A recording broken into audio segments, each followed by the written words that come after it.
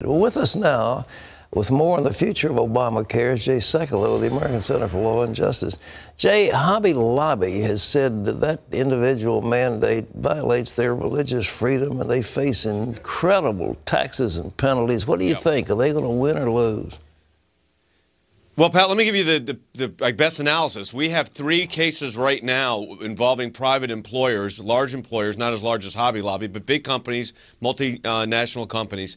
And we've won all 3 of our cases, including 2 Court of Appeals decisions, one out of the 7th and one out of the 8th Circuit, both confirming an injunction to be put in place, not allowing that HHS mandate to be put forward. Hobby Lobby actually is the outlier right now. Most of the court cases, certainly we're 3 for 3 on our challenges, but most of the court cases, the courts of appeals, and even the district court judges have, in fact, said that the HHS mandate should be enjoined as far as enforcement goes when there's a legitimate free exercise challenge. So, you know, Hobby Lobby's just, got a bad panel, and that happens in Court of Appeals cases. And when I say a bad panel, judges that were not hospitable to their argument, or that were not inclined to view their argument as one protecting the free exercise clause.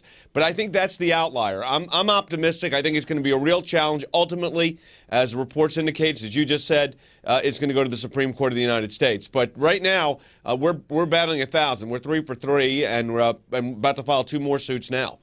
All right, what is the central legal premise that you're working on to get those things reversed?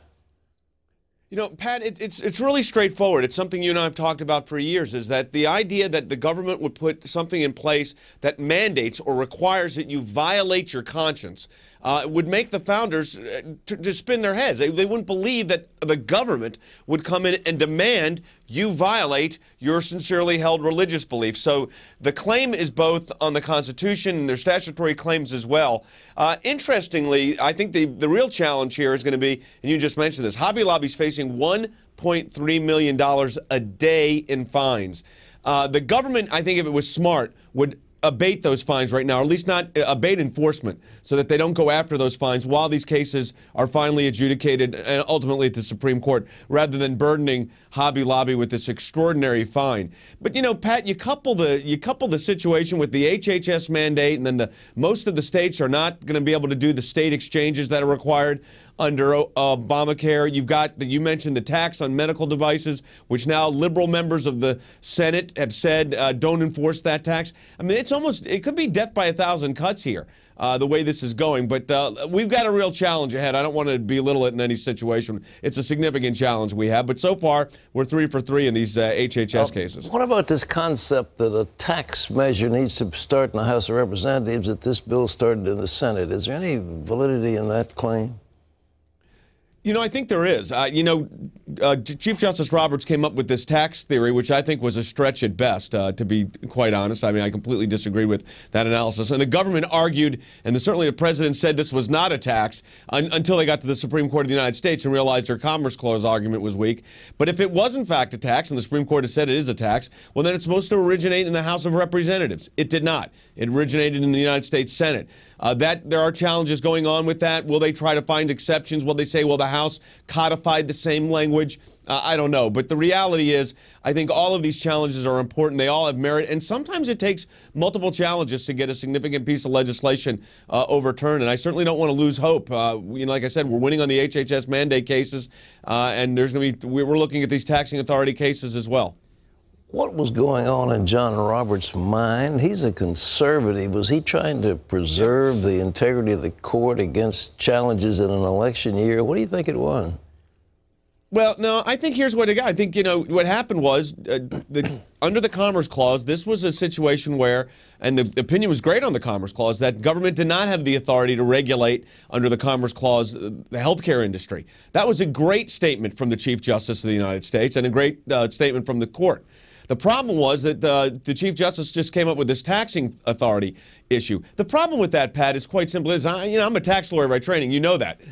If it was a tax, and I worked for Treasury, Well, if it was a tax, then the case shouldn't have even been in the Supreme Court in the first place, because the Anti-Injunction Act says that a tax cannot be challenged until it's actually enforced. So then they should have dismissed all the cases and let us start it all over again. But that's not what they did. They find it a tax for the purposes of congressional authority, but not a tax for the purposes of the Anti-Injunction Act. I still, a year later, I still don't buy it, or 7 months later, I still don't buy it.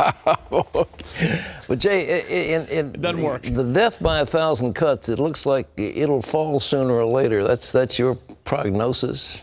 Well, I think they're having the economics of it. I mean, you've talked about this a lot. The economics of the Affordable Care Act are just outrageous. I mean, you've got between the mandates and the state exchanges that can't get off the ground. I mean, I think was it 15 or 16 states have said they think they can do exchanges. The other 35 cannot, which means the federal government's going to have to. Well, we know what that's going to be, a disaster.